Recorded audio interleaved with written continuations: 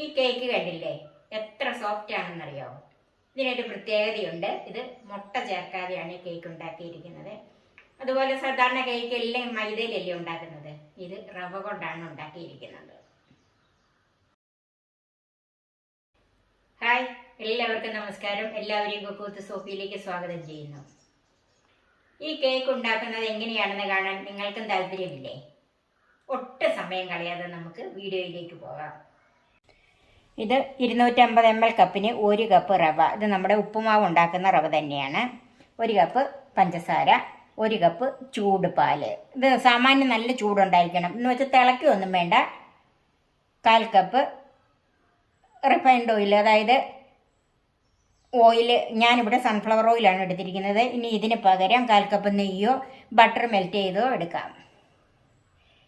1/4 cup custard powder. ഇത് ഞാൻ വീട്ടിൽ തന്നെ ഉണ്ടാക്കിയതുകൊണ്ടാണ് ഇതിനല്പം കളർ കുറവ് തോന്നുന്നത്. നമ്മൾ മേടിക്കുന്നതാണെങ്കിൽ കുറച്ചുകൂടെ മഞ്ഞ കളർ കാണുമല്ലോ.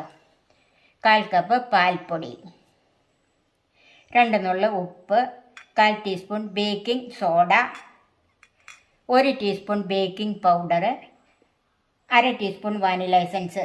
ഇത് വാനില എസൻസ് ചേർത്ത കസ്റ്റാർഡ് പൗഡർ ആയതുകൊണ്ട് ഞാൻ ഇതിൻ്റെ അകത്ത് 1/2 ടീസ്പൂൺ വാനില എസൻസ് ഈ കേക്കിലേക്ക് ചേർക്കുന്നുള്ളത്. 1/4 ടീസ്പൂൺ വിനാഗിരി. ഇനി വിനാഗിരി അല്ലെങ്കിൽ 1/4 ടീസ്പൂൺ നാരങ്ങ നീര് ചേർക്കാം. പിന്നെ 3 കളറ് ടൂട്ടി ഫ്രൂട്ടി എടുത്തിട്ടുണ്ട്. അത് നിങ്ങളുടെ ഇഷ്ടം പോലെ 3 കളറോ 1 കളറോ എത്ര വേണമെങ്കിലും എടുക്കാം. എല്ലാം കൂടെ 1/2 കപ്പാണ്. 2 ടീസ്പൂൺ മൈദ എടുത്തിട്ടുണ്ട്. അത് എന്തിനാണെന്ന് അതിൻ്റെ സമയമാകുമ്പം പറയാം.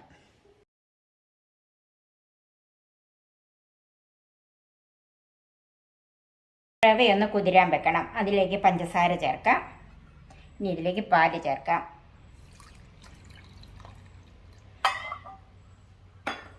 ഒന്ന് മിക്സ് ചെയ്യാം. നന്നായിട്ട് ഇത് രണ്ടും കൂടെ ഒന്ന് ഈ പാലിനകത്ത് കുതിർന്ന് വരണം. ചൂട് പാലായിരിക്കണം, തീരെ കുറവ് ചൂടായിരിക്കരുത്. ഇപ്പം എന്തെങ്കിലും ഞാൻ 1/4 ഭാഗം പാലേ ചേർത്തിട്ടുള്ളൂ. ബാക്കി ഇനി നമുക്ക് ആവശ്യമുണ്ട്, അത് മാറ്റി വെക്കാം. ഇത് കുതിരാനായിട്ട് ഒരു 25 മിനിറ്റ് ഇത് മാറ്റി വെക്കണം. 30 മിനിറ്റ് വരെ ആയാലും കുഴപ്പമില്ല. ഇപ്പം ഇത് കുഴച്ച് വെച്ചിട്ട് ഒരു 25 മിനിറ്റായി. ഇനി നമുക്കൊന്ന് നോക്കാം.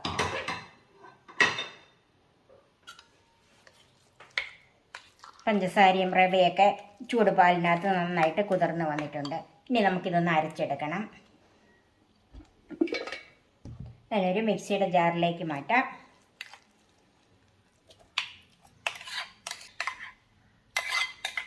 ഇനി അതിലേക്ക് ബാക്കി ചേരുവകളൊക്കെ ചേർക്കാം. പാൽപ്പൊടി, കസ്റ്റാർഡ് പൗഡർ, ബേക്കിംഗ് പൗഡർ,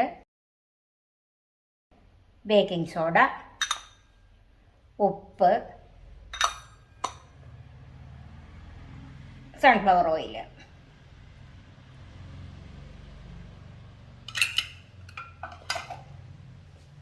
ഒന്ന് മിക്സ് ചെയ്യാം.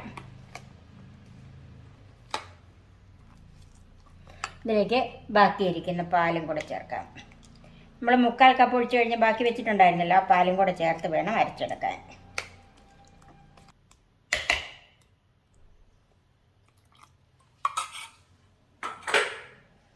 നമുക്കിത് നന്നായിട്ട് ഒന്ന് അരച്ചെടുക്കണം.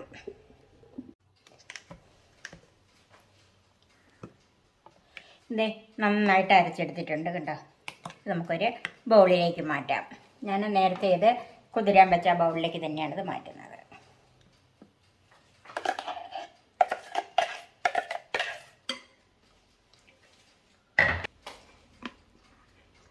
അപ്പോൾ ഇതിൻ്റെ കൺസിസ്റ്റൻസി കണ്ടല്ലോ. ഇനി ഇതിലേക്ക് 1/2 ടീസ്പൂൺ വാനില എസൻസ് ചേർക്കാം.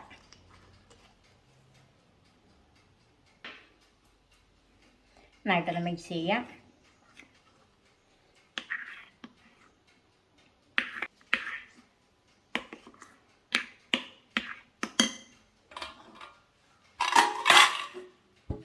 എടുത്ത് വെച്ചിരിക്കുന്ന ടൂട്ടി ഫ്രൂട്ടി ഉണ്ടല്ലോ, അതിലേക്ക് ഈ മൈദാമാവ് ചേർക്കണം. നന്നായിട്ട് ഇതൊന്ന് മിക്സ് ചെയ്യണം. ഇതിങ്ങനെ ചേർക്കുന്നത് എന്തിനാന്ന് വെച്ചെന്നാൽ ഈ ടൂട്ടി ഫ്രൂട്ടി ഏറ്റവും അടിയിൽ പോയി കിടക്കാതിരിക്കാൻ വേണ്ടിയിട്ടാണ്.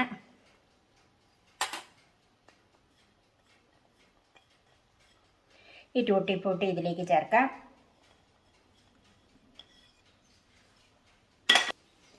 നന്നായിട്ടൊന്ന് മിക്സ് ചെയ്യാം.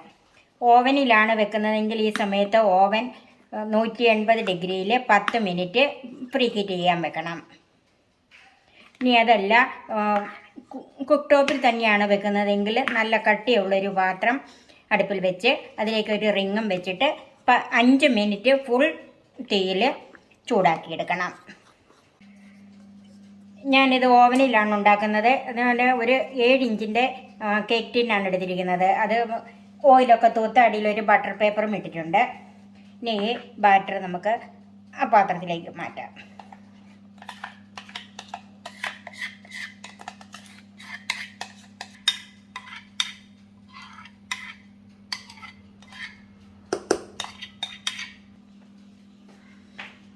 ഒന്ന് ടാപ്പ് ചെയ്യാം.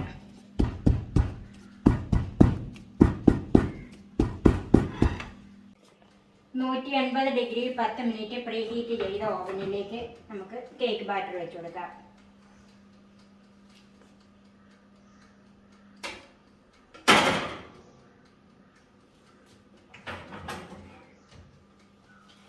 ഇനി ഇത് 180 ഡിഗ്രി തന്നെ 45 മിനിറ്റ് വെക്കണം.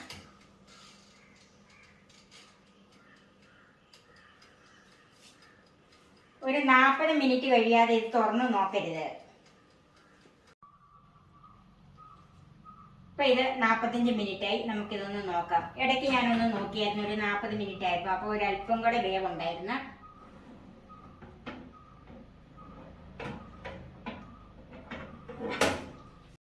ഇപ്പം നമുക്കിതൊന്ന് വെന്തോന്നൊന്ന് നോക്കാം. ഉണ്ടോ? ഒന്നുമില്ല, നന്നായിട്ട് വെന്തിട്ടുണ്ട്. ഇനി ഇത് ചൂടാറാനായിട്ട് മാറ്റി വെക്കാം. ഇപ്പം കേക്ക് നന്നായിട്ടൊന്ന് ചൂടാറി വന്നിട്ടുണ്ട്. ഇനി നമുക്ക് മറ്റൊരു പാത്രത്തിലേക്കൊന്ന് മറിച്ചിടാം. ഇതിപ്പം അരി എല്ലാം നല്ല വിട്ടിരിക്കുവാണ്.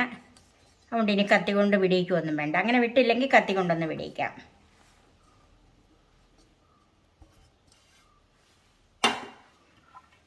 നമുക്ക് ഈ ബട്ടർ പേപ്പർ ഒന്ന് മാറ്റാം.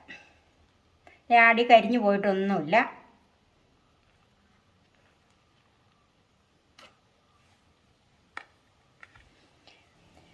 ഇതിപ്പോൾ മുട്ട ചേർക്കാത്തത് കൊണ്ട് എല്ലാവർക്കും എളുപ്പത്തിൽ ഉണ്ടാക്കാം. ചിലർക്ക് മുട്ട അങ്ങോട്ട് തീരെ ഇഷ്ടപ്പെടിക്കാമല്ലോ. അപ്പം മുട്ട ചേർക്കാതെ ഉണ്ടാക്കുന്നവർക്കും ഉണ്ടാക്കി കഴിക്കാൻ പറ്റിയ ഒരു കേക്കാണിത്. നമുക്കിതൊന്ന് മുറിച്ച് നോക്കാം.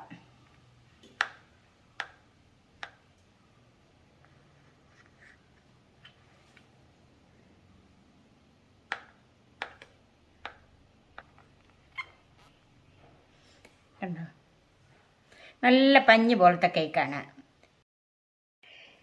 എൻ്റെ ഈ ചാനൽ സബ്സ്ക്രൈബ് ചെയ്യാനും എൻ്റെ ഫേസ്ബുക്ക് പേജ് ലൈക്ക് ചെയ്യാനും ഷെയർ ചെയ്യാനും കമൻസ് അറിയിക്കാനും മറക്കരുത്. പുതിയ പുതിയ വിഭവങ്ങളുമായി നമുക്ക് വീണ്ടും കാണാം. ഞാൻ സോഫി കുര്യാക്കോസ്.